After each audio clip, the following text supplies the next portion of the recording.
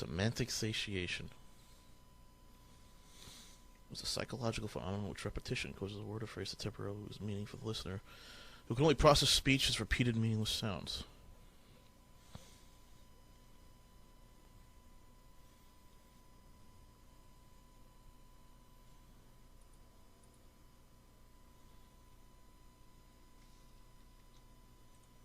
Buffalo, buffalo, buffalo, buffalo, buffalo, buffalo, buffalo, buffalo, buffalo, buffalo, buffalo, buffalo, buffalo.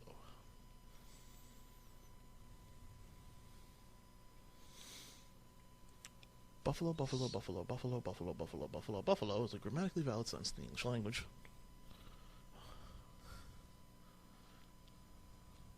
I fail to see how that's even a sentence. It's just the word buffalo over and over again.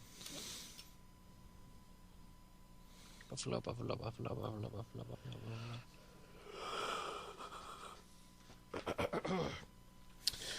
The city of Buffalo, New York, United States, is used as a noun adjunct. The sentence is followed by the animal.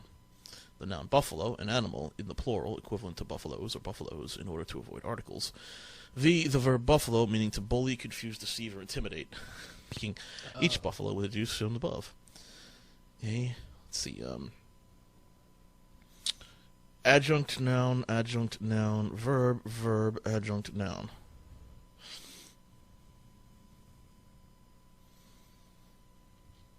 Thus, the sentence when parsed reads as a claim that bison who are intimidated or bullied by bison are themselves intimidating or bullying to bison in the city, at least in the city of Buffalo. What? The buffalo from Buffalo who are buffaloed by Buffalo from Buffalo, Buffalo, other Buffalo from Buffalo. Is essentially what it's saying. That is dumb.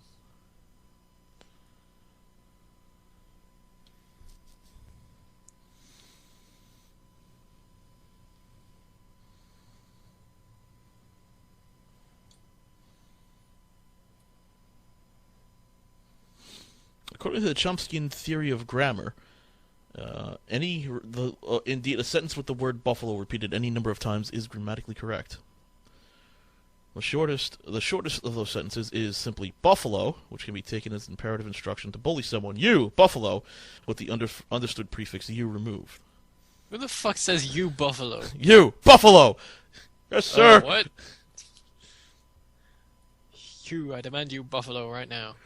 I have had a buffalo burger. It is quite tasty.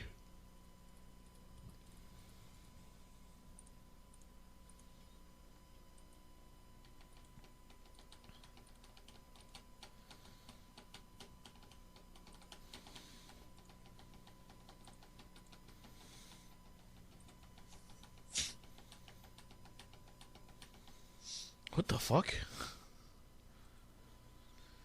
James Waljean had a better effect on the teacher. What? Is an English sentence used to demonstrate lexical ambiguity and the necessity of punctuation, which serves as a substitute for the intonation, stress, and pauses found in human speech. The example refers to two students, James and John, who were required by an English test to describe a man who, in the past, had had a cold.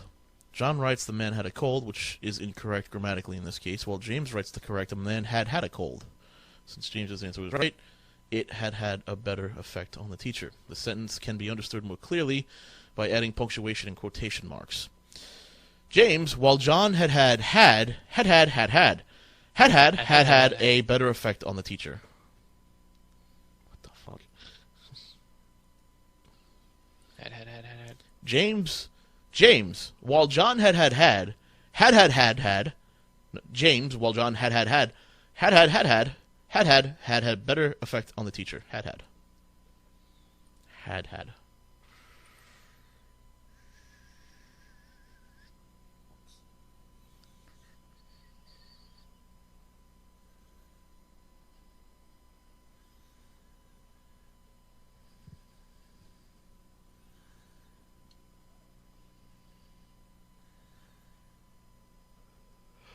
James Well John had a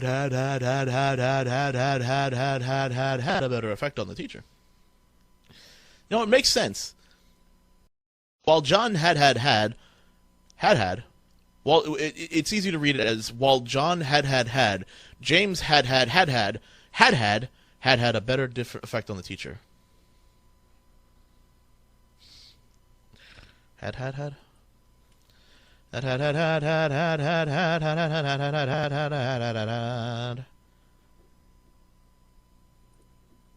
If it is it, it is it. If it is it, it is. If the police, who polices the police? Police.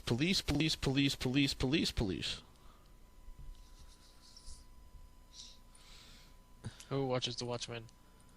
Wouldn't the sentence, I want to put a hyphen between the words fish and chimps in my fish and chips sign, have been clearer if quotation marks had been placed before fish and between fish and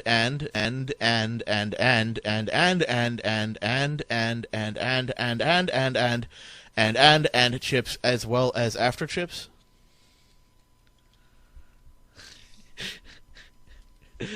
Buffalo.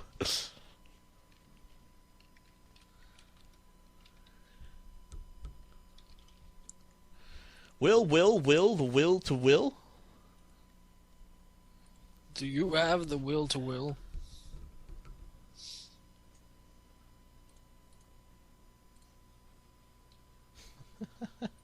I once shot an elephant in my pajamas. How he got in my pajamas, I'll never know.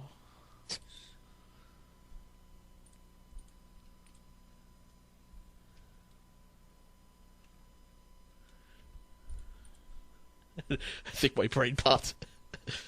No, I've never seen that one. I think I actually may have seen that one, but you can post it.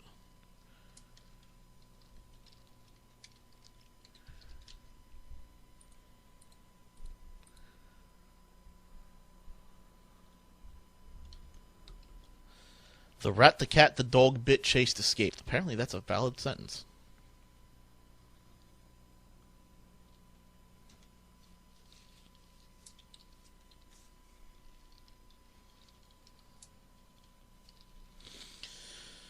Hotentoten ten Toonstelling or something. I can pronounce that.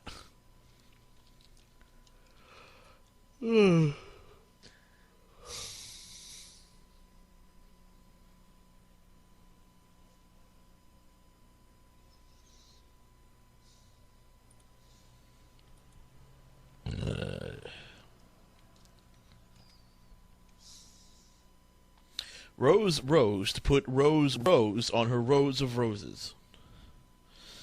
Or Rose a girl, Rose stood to put rose, pink-colored rose, fish eggs as fertilizers on her rows of roses, flowers. We have a silly language.